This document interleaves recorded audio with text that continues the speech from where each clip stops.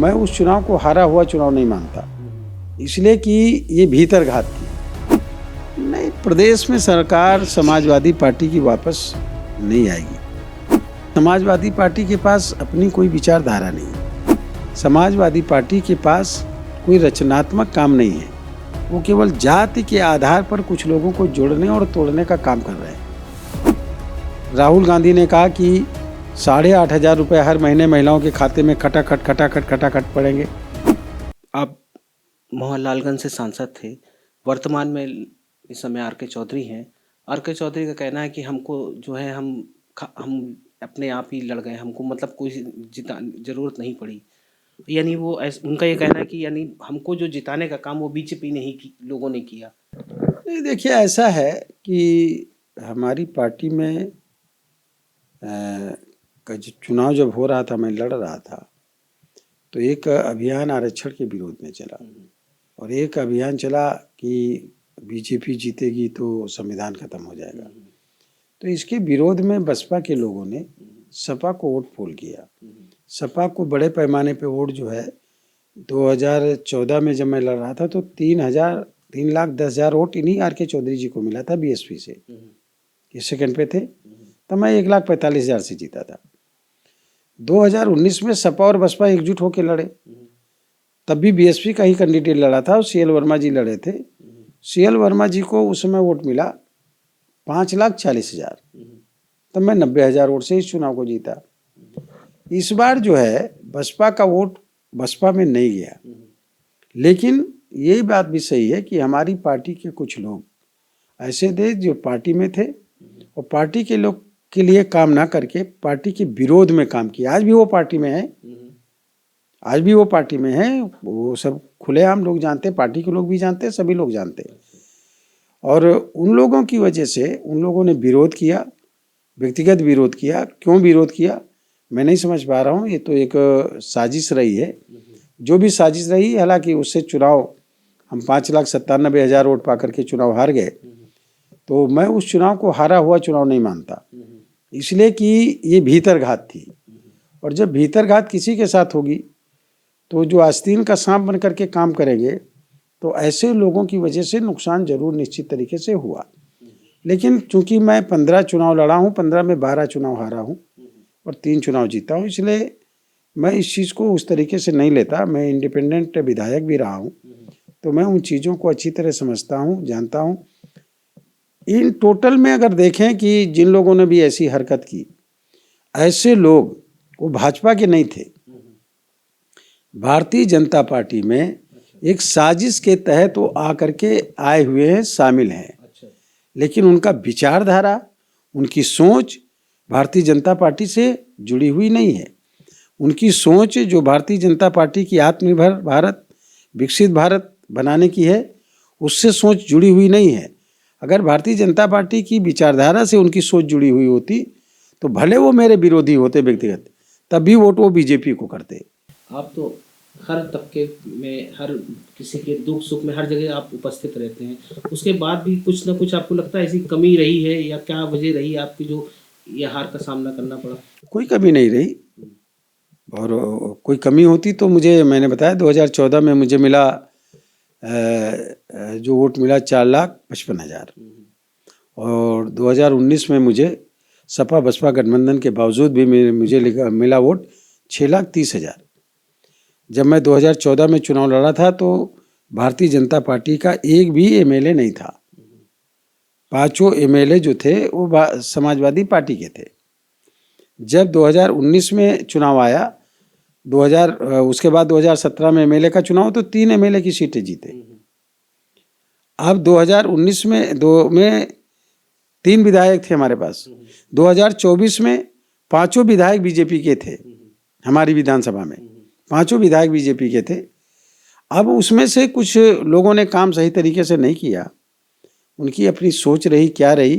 फिलहाल विपक्ष की जो रणनीति थी और एक विदेशी साजिश जो प्रधानमंत्री मोदी जी को रिप्लेस करना चाहती थी उनके प्रधानमंत्री के पद से, तो पूरे देश के अंदर कैसे बीजेपी को हराया जाए, उसके लिए बड़े पैमाने पे डोनाल्ड ट्रंप ने भी बोला कि जो बाइडेन जो उस समय के राष्ट्रपति थे 2024 में जब यहाँ चुनाव हो रहा था, कि उन्होंने बड़े पैमाने पे देश में फंडिंग किया भारत में कि लोगों को मोदी जी के खिलाफ वोट करो, ऐसा डोनाल्ड ट्रंप ने बोला साफ तौर पे। तो उस साजिश में कुछ तमाम लोगों को फंसाया गया और जो लोग भी फंस गए वो जान नहीं पाए। कुछ लोगों को ऐसे फंसाया गया, कह रहे आपकी ओर से हार थोड़ी जाएंगे, आप कुछ लोग वोट अगर बीजेपी को नहीं दोगे तब भी बीजेपी जीत जाएगी, लेकिन कुछ वोट दे दो। कुछ लोग इसमें फंस गए। तो अब वो लोग जो भी हैं तो वो जान रहे हैं कि कौशल के हारने से, यानी मेरे हारने से उनका काम जो लंबित हो रहा है, उनका काम नहीं हो रहा है, जो एक सांसद से काम होना चाहिए, उनकी अब ज़रूरत पड़ रही है, तो उनको कोई मिल नहीं रहा। ये परेशानियां उनके सामने आ रही, तो पछतावा भी लोगों को है। और आज की तारीख में अगर तुरंत चुनाव हो जाए तो फिर से हम चुनाव जीत जाएंगे। आर.के. चौधरी का कहना है 2027 में हम पुनः वापस आ रहे हैं, इसमें क्या कहना है? तो कहाँ वापस आ रहे हैं? वो सरकार वापस आ रही सपा की सरकार प्रदेश में? नहीं, प्रदेश में सरकार समाजवादी पार्टी की वापस नहीं आएगी, इसलिए कि समाजवादी पार्टी के पास अपनी कोई विचारधारा नहीं और उन्होंने कांग्रेस से गठबंधन कर रखा है। 2012 में जब समाजवादी पार्टी आई थी तो लोगों को आवास नहीं दिया, बल्कि उन्होंने मुर्दों के लिए सुरक्षित करने के लिए कब्रिस्तान की बाउंड्री बनाई, वहाँ हैंड पाइप लगाने का काम किया। केवल 18,000 आवास पास किए थे उन्होंने, वो भी पूरे बनाए नहीं। हमारी सरकार ने उत्तर प्रदेश में 55.5 लाख आवास उत्तर प्रदेश में अब तक दे चुकी है। अभी और आवास मिलने जा रहे हैं, बड़े पैमाने पर लोगों को मिल रहे हैं, सारी ये सुविधाएं मिल रही हैं। तो अब जो है समाजवादी पार्टी के पास कोई रचनात्मक काम नहीं है, वो केवल जाति के आधार पर कुछ लोगों को जोड़ने और तोड़ने का काम कर रहे हैं। इसका जो भी एक फ़ायदा कुछ मिलना था, वो आरक्षण के विरोध का प्रचार करना, संविधान के विरोध का प्रचार करना, इस तरह का प्रचार करके जो उनको बेनिफिट मिलना था वो 2024 में मिल गया। अब 2027 में उसका कोई लाभ मिलने वाला नहीं, क्योंकि झूठ भी बहुत बोला। समाजवादी पार्टी ने कांग्रेस से समझौता किया। राहुल गांधी ने कहा कि 8,500 रुपये हर महीने महिलाओं के खाते में खटाखट पड़ेंगे और साल में 1 लाख मिलेगा। तो लोग बेचारी भ्रमित हो गई। और जिस दिन वोट की गिनती हो गई 4 जून को, उन्होंने कहा 4 जून को दफ्तर आई, तो लखनऊ के दफ्तर में महिलाएं पहुंची भी कांग्रेस के दफ्तर में कि लाओ पैसा कहाँ है, तो कहीं किसी को पैसा नहीं। तो इसीलिए देख रहे हैं कि पूरे देश में उसके बाद जहाँ जहाँ चुनाव हो रहे हैं वहाँ पर कांग्रेस का गठबंधन यानी इंडिया गठबंधन वहाँ हार रहा है और एनडीए गठबंधन बीजेपी के नेतृत्व में जीत रहा है। इसलिए आने वाले समय में चूंकि कांग्रेस से समझौता है और कांग्रेस के जो राहुल गांधी जी हैं वो एक देश विरोधी गतिविधियों में लगातार बोलते रहते हैं, देश के विरोध में बोलते रहते हैं और उनके तमाम इस तरीके की चीज़ें आई हैं। और जब इस तरह की तमाम चीज़ें निकल करके आई हैं तो उनसे गठबंधन किसका है? उनसे गठबंधन है किए हुए है अखिलेश जी। तो ये गठबंधन अब जीतने वाला नहीं है। उत्तर प्रदेश में फिर से 2027 में तीसरी बार बीजेपी की सरकार आएगी, यानी बीजेपी के नेतृत्व में एनडीए की सरकार आएगी। फिर से उत्तर प्रदेश में अखिलेश जी की सरकार अब उत्तर प्रदेश में आने वाली नहीं। आपने एक संगठन बनाया है, क्या है वो संगठन? एक संगठन हमारा है नशे के खिलाफ, नशा मुक्त समाज आंदोलन अभियान कौशल का, और दूसरा संगठन है पारक महासंघ जो हमने 2007 में बनाया था। और पारक कबीर साहब का दिया हुआ शब्द है। पारक का मतलब होता है परखो, पहचानो, जानो।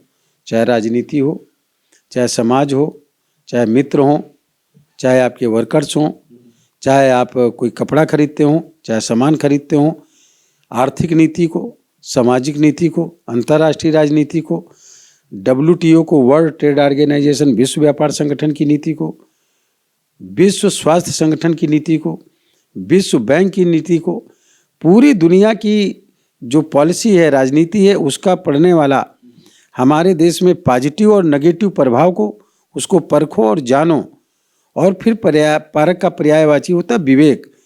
फिर उस विवेक का अपने देश के हित में, राष्ट्र के हित में, जनहित में, और जो मोदी जी का एक संकल्प है नशा मुक्त युवा फॉर विकसित भारत, आत्मनिर्भर भारत बनाने के लिए उस पर काम करने की ज़रूरत है, उस पर विवेक का इस्तेमाल करने की ज़रूरत है। बिजली पासी किला या राजा नल के किले, ऐसे बहुत सारे किले हैं जिसमें, और राजा नल एक दुर्भाग्य कहा जाए, राजा के नल के किले में नल ही नहीं है, तो इसमें क्या कहना होगा? देखिए, उत्तर भारत जो है पासियों का रहा, ये 10वीं और 11वीं शताब्दी में ये पूरा इन्हीं का राज चलता था। उन्नाव में सातन पासी, आपका जो है मलियाबाद में मलिया पासी, संडीला में सलिया पासी, ये कसमंडी कला में कंसा पासी, ये इनके दोनों पुत्र थे। लखनऊ में लाखन पासी, फिर सीतापुर में सीता पासी, बीरा पासी, माहे पासी रायबरेली में, और एक नटवा डी का किला है वहाँ पर, टीकन पासी बीकेटी में। इस तरीके का जो पूरा एक बिजली पासी का किला, एक पूरा जो है राजा लोग थे ये लोग। ये इनका जो राज चल रहा था वो उसी तरह नल का है, राजा नल का। अब इसमें कुछ लोगों ने अतिक्रमण कर रखा, और लोगों ने जो इतिहास लिखने वाले लोग हैं उन लोगों ने इसका सही इतिहास नहीं लिखा। जैसे किंग जॉर्ज मेडिकल कॉलेज है, यूनिवर्सिटी, वो लाखन पासी के किले पर बसा हुआ है। अब उसका नाम दूसरे से नामकरण कर दिया गया, जबकि उसका नामकरण जो है बदलना था किंग जॉर्ज मेडिकल कॉलेज से, तो उसका नाम बदल करके करना चाहिए था महाराजा लाखन पासी मेडिकल विश्वविद्यालय, ये करना चाहिए था, मगर नहीं, वो दूसरे के नाम पे रख दिया।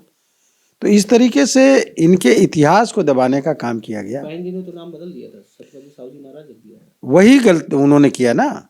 किला वो किसका है? लाखन पासी का। नाम रख रहे छत्रपति साहू महाराज जी, जो उत्तर प्रदेश के भी रहने वाले नहीं थे। तो ये एक सोची समझी राजनीति या रणनीति, कूटनीति के तहत पासी समाज के किलों को, उनके इतिहास को दबाने का काम किया गया। ये नहीं करना चाहिए, लेकिन अब इसके लिए सभी लोग काम कर रहे हैं, और कई समाज के लोग जुड़ करके इस पर काम कर रहे हैं। मैं समझ रहा हूँ सब लोग एकजुट होकर के उनके किलों को संरक्षित करने का काम भी हमारी सरकार कर रही है, और हम लोग भी उनको संरक्षित कराने का काम करेंगे। तो ये थे कौशल किशोर जी, जिन्होंने बेबाक तरीके से अपनी सारी बातों को बताया और अपने पुराने आने वाली चीज़ों को साझा किया। लखनऊ से नकुल वर्मा के साथ पीयूष मणि अवस्थी। इंडिया जंक्शन, खबरों का जंक्शन।